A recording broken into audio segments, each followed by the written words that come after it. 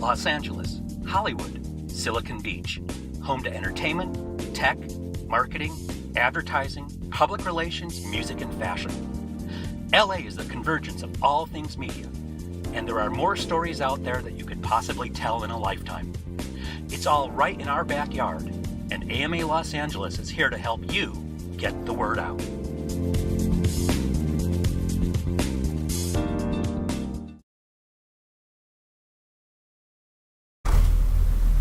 Hello, and welcome to Get the Word Out. I'm your host, Philip Rebentish, president of AMA Los Angeles.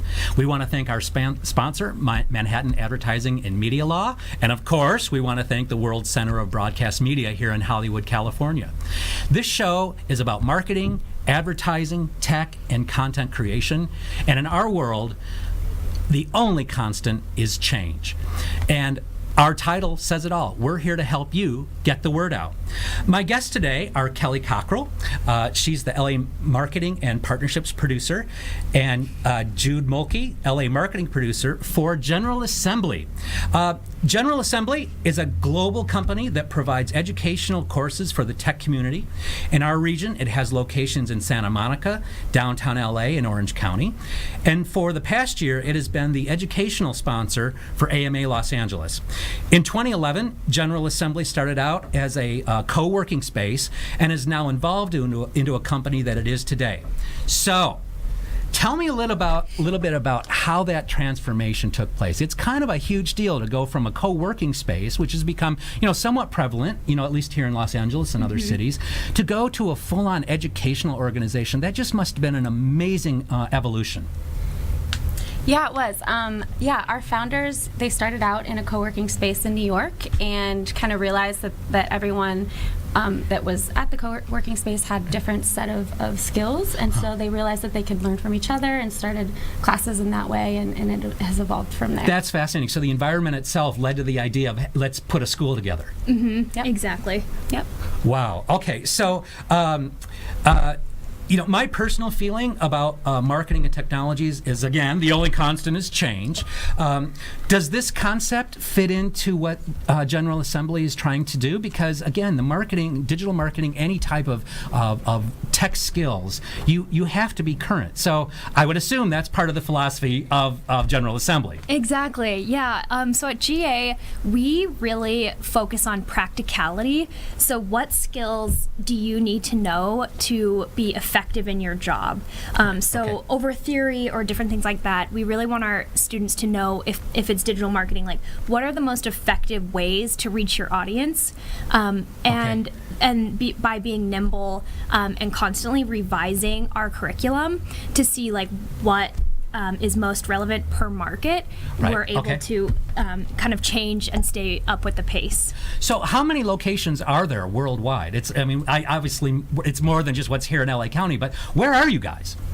We're global, so we have 15 campuses globally. We have 5 international campuses. Wow. Sydney, Melbourne, Hong Kong, Singapore, and London, and then we have 10 domestically across the states. So Kelly, to follow up what you were saying about the programming changing, so with those type of a global reach, is the programming tailored for each specific location? I would think that would play a large role.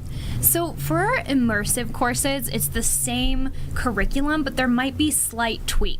So for example, in LA, for our web development immersive, we think that we teach, what was it? So in our web development course, we teach a framework called Angular, which is really prevalent in the market in Los Angeles, but at our campus in Austin, they might teach React or something else that's very popular in their market. Okay. So we make those adjustments per the landscape of where Which makes sense. I would think you need to tailor it to your market, right? Mm-hmm. Essentially, what skill set is really needed for that particular market, right? Mm-hmm. Exactly. Okay. The same core skills, and then there's slight tweaks based on like what would get our students jobs and what helps them become most effective in those roles in those markets. Okay, so one of the questions I have is, what type of classes in terms of format do you offer? Are there long certificate classes where we're talking weeks? Are there workshops? Are there like one per week type of situation? Let's talk about the format a little bit.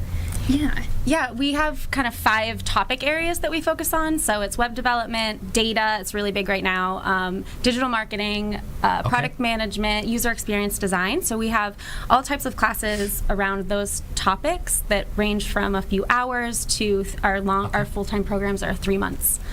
So that's for people that want to do like a career shift. Right. So we have supplemental classes, and then also people that want to, pivot into something totally different. So at the end of the long class, do they get a certificate that they can proudly frame and put on their wall? I would hope They so. do, yes. Okay, good. Yeah. That's very important. I mean, it's a lot of work. Yeah. So yes, sometimes you want that certificate, right? Yes. Yeah. Well, they have to meet the graduation requirements. but Okay, yes. great. Do they Yes, get caps and gowns? No, we don't have to get caps and gowns. But it's not really about the certificate. It's about the skills that they're learning and exactly. how that's going to help them, propel their career. going Practicality, forward. right? Exactly. So are online classes available, or is it strictly on site?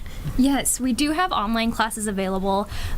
We have online versions of our part-time courses, and then we're also trying out blended learning formats. So that's an interesting Okay. thing that we're actually piloting in LA. So for one of our data science immersives, it's going to be where LA and San Francisco are kind of taking the class at the same time, and the instructors are going to kind of switch off between locations, but then also online, so students can watch it from either location and have a really great instructor for that experience. Oh, how great. Yeah. That seems like it would make a lot of sense. Yeah, and they're also adding a lot of online components to the campus classes. So Okay. a student might do some online homework or, do tutorials or Okay. homework at home and then come in and learn the next day.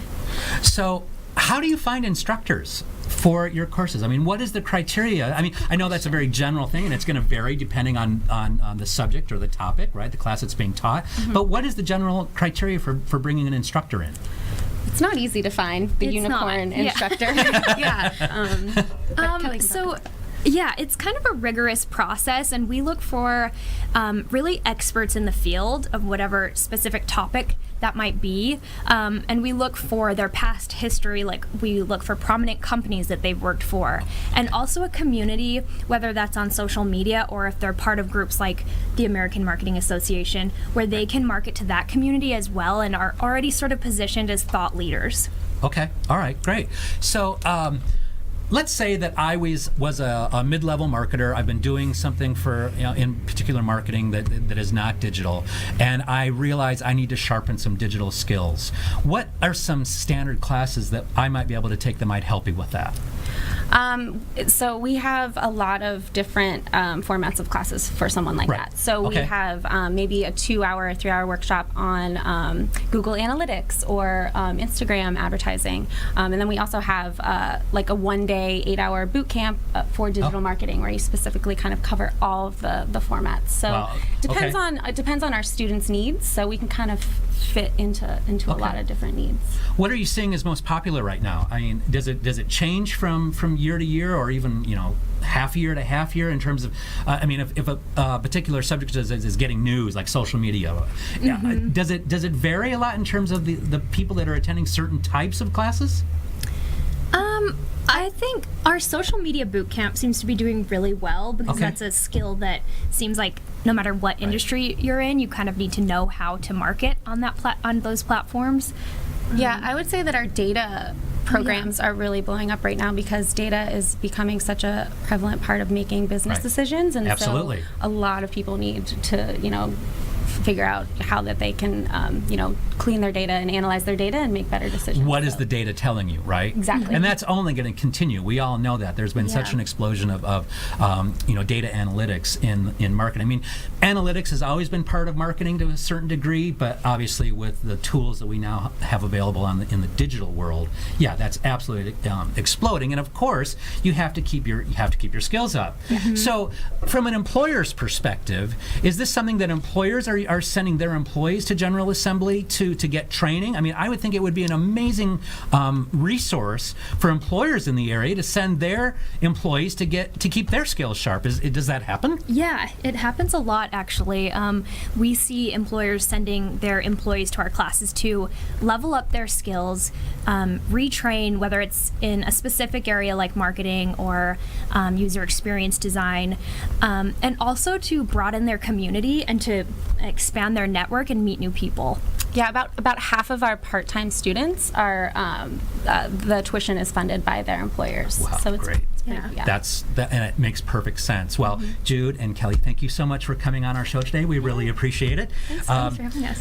Our thanks go out to our sponsor, Manhattan Advertising and Media Law, and of course, the World Center of Broadcast Media. Thank you so much for joining us.